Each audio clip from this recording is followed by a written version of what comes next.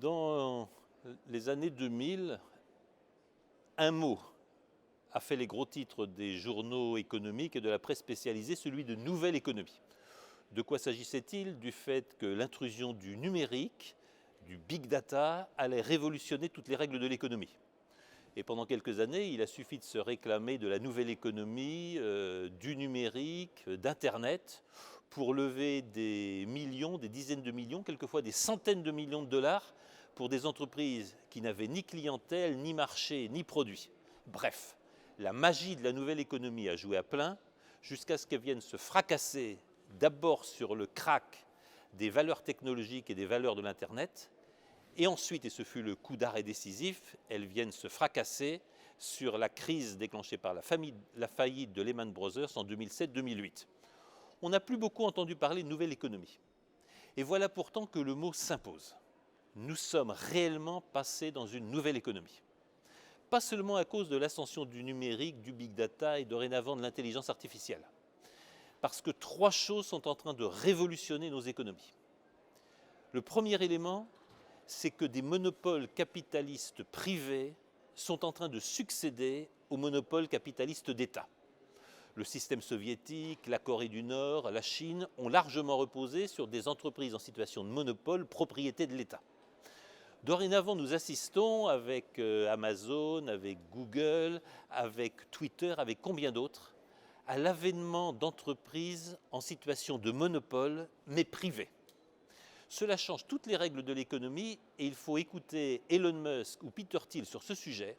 Ils n'hésitent pas à nous dire que la concurrence est pour les perdants, que les gagnants de la nouvelle économie sont des entreprises en situation de monopole et ce sont des chefs d'entreprise qui ont créé le marché et qui ferment leur marché à tout concurrent. C'est un changement déterminant parce que toutes les règles de l'économie classique sont en suspens. Dans une économie qui ne connaît plus la concurrence, il n'est plus permis de parler de marché. La deuxième chose qui change en profondeur et qui donne accès à une nouvelle économie, c'est naturellement la mise à disposition sans limite réelle du big data et de la donnée. Cela signifie tout simplement que la planification, qui a habité tant d'États jusque dans les années 80 et à la faillite de l'Empire soviétique, la planification était impossible parce que les données n'y suffisaient pas. Les données, la puissance de calcul, la puissance de traitement qui permet de prévoir les comportements des consommateurs, les comportements de tout citoyen, n'étaient pas à la disposition des États. Aujourd'hui, ces données sont à la disposition non plus des États, mais des entreprises. C'est le second point de rupture avec l'économie telle que nous la connaissons.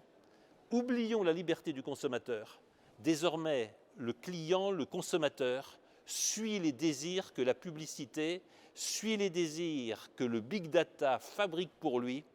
En clair, la liberté du consommateur face au marché a considérablement reculé. C'est bien une nouvelle économie qui se dessine.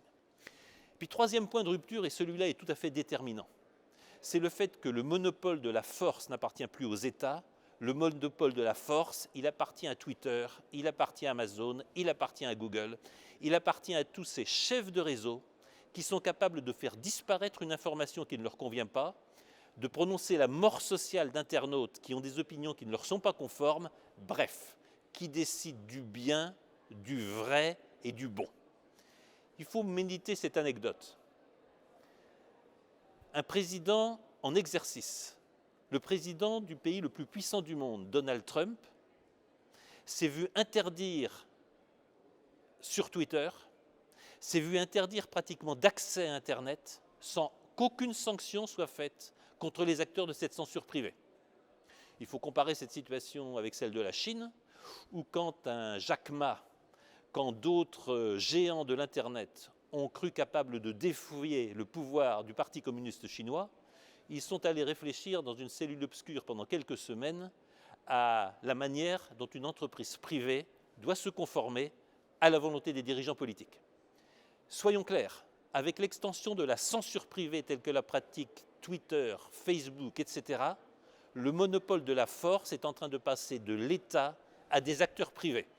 C'est là une rupture absolument déterminante dans nos économies, c'est là une rupture déterminante dans nos sociétés, et nous devons nous interroger sur des États sans force et sans réaction face à l'instauration d'une censure privée qui n'est ni plus ni moins que la mort de la démocratie et du débat démocratique.